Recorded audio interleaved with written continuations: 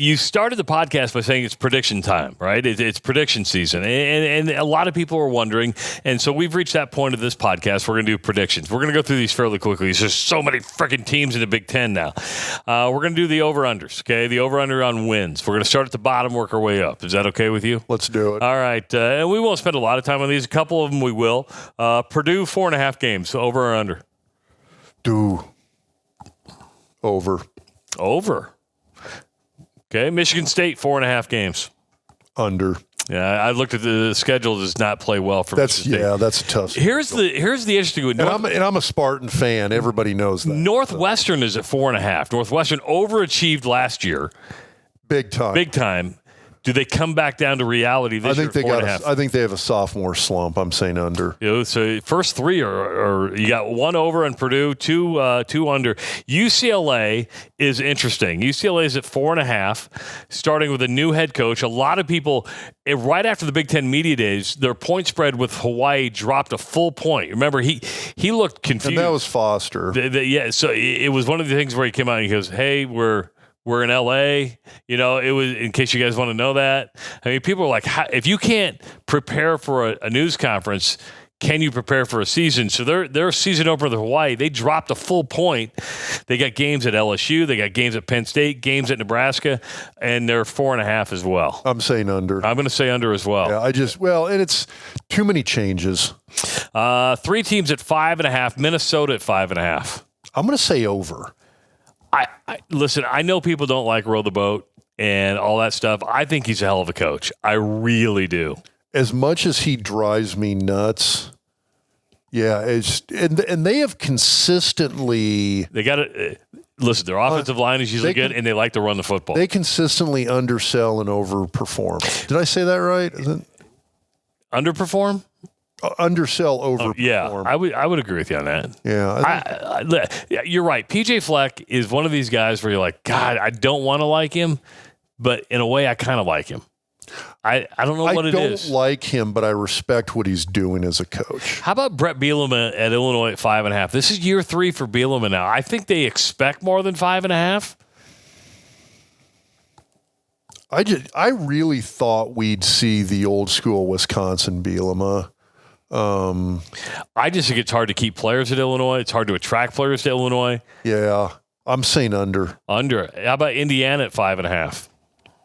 See, this is kind of the dark horse for me. I'm going to say over. Really? Yeah, they're the team that I think is going to be kind of surprise a few people. Wisconsin's the interesting one. This is a big year for Fickell, right? I mean, year number 2. They expect big things in Badgerland. I mean, Wisconsin fans are dealing with Nebraska fans dealt with when Barry Alvarez. That was like Tom Osborne leaving. I mean, it really was. They're at 6.5. They got games against Alabama. They got games at USC. They got Rutgers. I think that Minnesota game is going to be huge. But 6.5 for Wisconsin. And it's a half that kind of... I know, that's the problem, because I look at them, when I've gone down their schedule, I got them at 6 wins, which is a bowl game. That's an under, though. Yeah, I'm going to say under. There you go. Maryland at 6.5. Over. Washington at 6.5. New coach. Lost a lot. But, yeah. See, that's the thing. They're replacing a quarterback, which I just saw... I'm backing up to Wisconsin here real quick. Yeah, they've transferred quarterback from Miami, so they got a new quarterback in there at Wisconsin. But yeah, same thing at Washington. They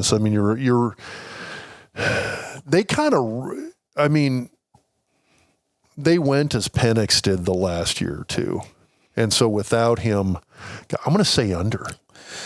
I don't necessarily disagree with you on that. Yeah, new coach. They lost Penix. That's going to be that's some big shoes to fill. Rutgers, and it was by the way, that was a good coach. DeBoer was a great coach, by the way, that they lost. I think he's going to do well at Alabama. Yeah, I hope Alabama's patient, because I think they're going to be an 8 to 10 win team for 2 years, and then they're going to be this really nice, consistent 11 win team. If he gets to 10 wins this year at Alabama, I don't think you'll see a drop off at all. I think people will go, "Oh, he can win." Yeah.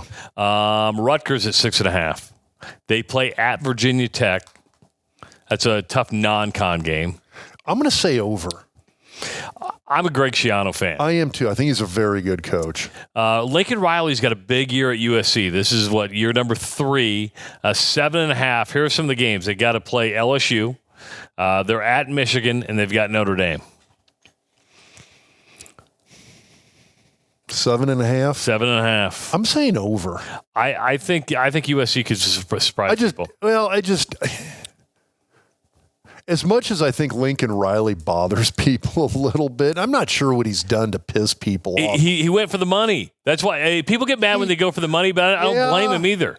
I don't blame him. I don't either, and I thought he was a good coach at Oklahoma. Well, and here's the deal. Oklahoma is a historic program. I get it. When you're going to the SEC, you go from being Oklahoma and Texas in the Big 12 to Oklahoma in the SEC. Yeah, and that's the thing is, I mean, he went from a Big 12 coach to a Pac-12 coach, and I think he was in a couple of leagues that were fairly, I don't want to say easy to win in, but I still think he's going to do well in the Big Ten. The big question would be, how is their defense? Because you have to have a defense in the Big Ten to win. You do. Yeah. If you don't have a defense, you are going to struggle. Here's one I'm hammering the over on. I'm going to go in with my pick right now. Nebraska's at 7.5. I'm hammering the over. I think Nebraska's a 9-10 win team. Oh, I'm going to piss people off. I'm going under. No. Yeah. Looking at the schedule, there's a couple games I'm waffling on, but I got them at 6 or 7. Really? Which is under. I think I believe in the rule factor. I do. I do too. But here's where I'm at. Was Colorado a good team last year? No. I think Nebraska was an okay team last year. You cut down the turnovers, it's a completely different season. And that's the thing is that until I see it's the big 3 penalties, turnovers, special teams, miscues. Until I see all of that shored up, I'm kind of hanging on the under a little here. And now here's the other thing. I don't think that's a bad thing because if they get 6 or 7 wins, you're going to a bowl game and it's a massive stepping stone from where we were last year. I'm hammering the over though, dude. I'm going to drink the Roule-Aid. I am. I would rather have. So you want to undersell and overperform? 100% every time. It's the fact that Colorado was able to kind of get into our heads last year, and you saw a couple things went bad, and then it just turned into a boat race. That can happen. Yeah. That does happen. And it's happened a lot with Nebraska over the last several years. There's some mental block that you don't just flip a switch and, it's year 2, now we're going to be fine. So that's the thing that they're going to have to overcome. And are they capable of doing that? Yeah. Now, when I look at that schedule, do I say the potential's there for Nebraska to get 8 to 10 wins? 100%. I'm not looking at teams like Colorado and going, oh yeah, they're completely inept. Is Colorado a good program? No. Do they have problems? Yes. Just do they have some weapons that can cause a lot of damage? Goddamn right they do. Shadur goes off. Travis Hunter has a good day. Nebraska has 2 big turnovers and Colorado capitalizes. All of a sudden we're losing that game in Lincoln. I'm just saying don't automatically look at all the behind the scenes shit, all the crap you see with Dion and go, it's a shit show in Boulder. We're going to win that game. Just let it be known. Stuff happens. We are recording this on August 14th. Rob said the under. I said the over. Just let's keep that in mind. Here's what I'm struggling with because you know that I'm the Iowa fan here, right? And that Iowa's at 8.5. And the quarterback situation is not any better. Cade McNamara is not performing early in practice. Kirk Ferentz has even said that. They haven't named a starter yet. You got the Sullivan kid from Northwestern that came in. They don't have, and then they have Marco Lainez. Iowa's defense is going to be unbelievable. It's going to be, I'm telling you right now, it's going to be an unbelievable defense.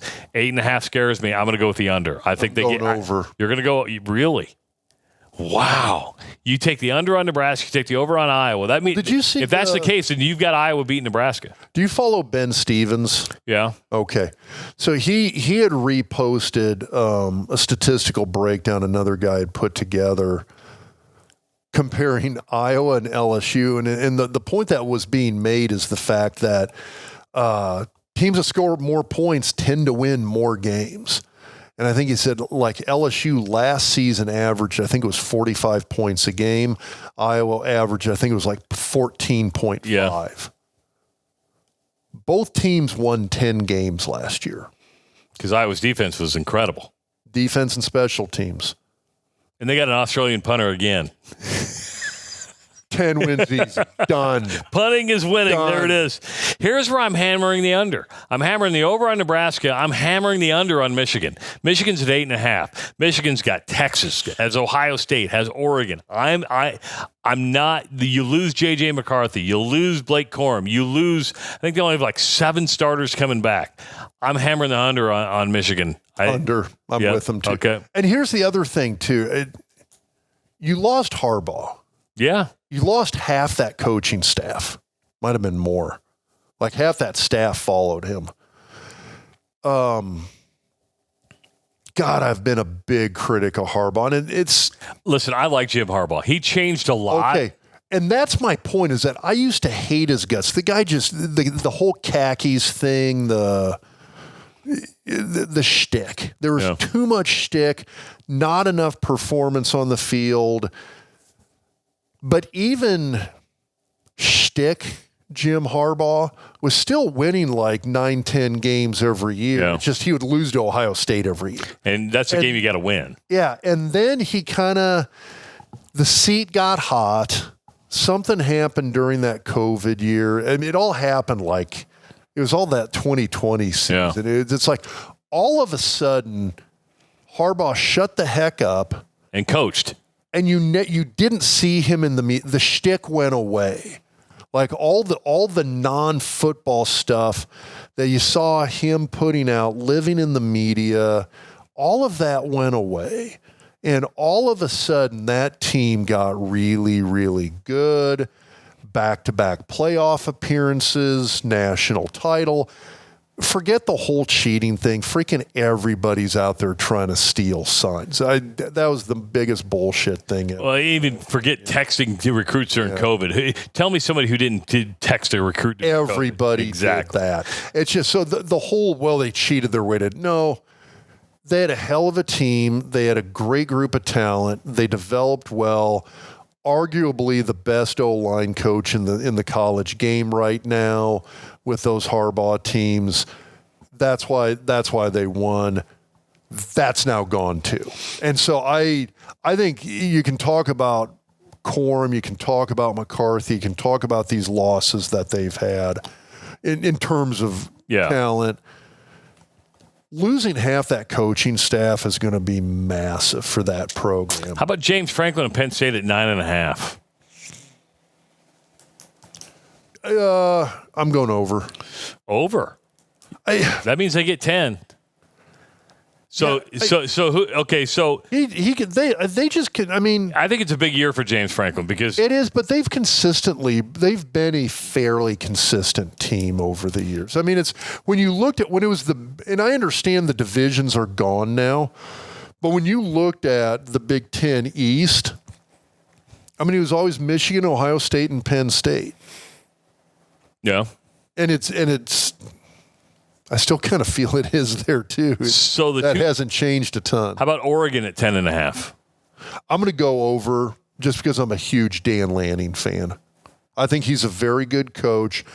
I'm still trying to figure out how they didn't beat Washington at least once last year. I mean, what was it? 6 point lost twice, 6 points total.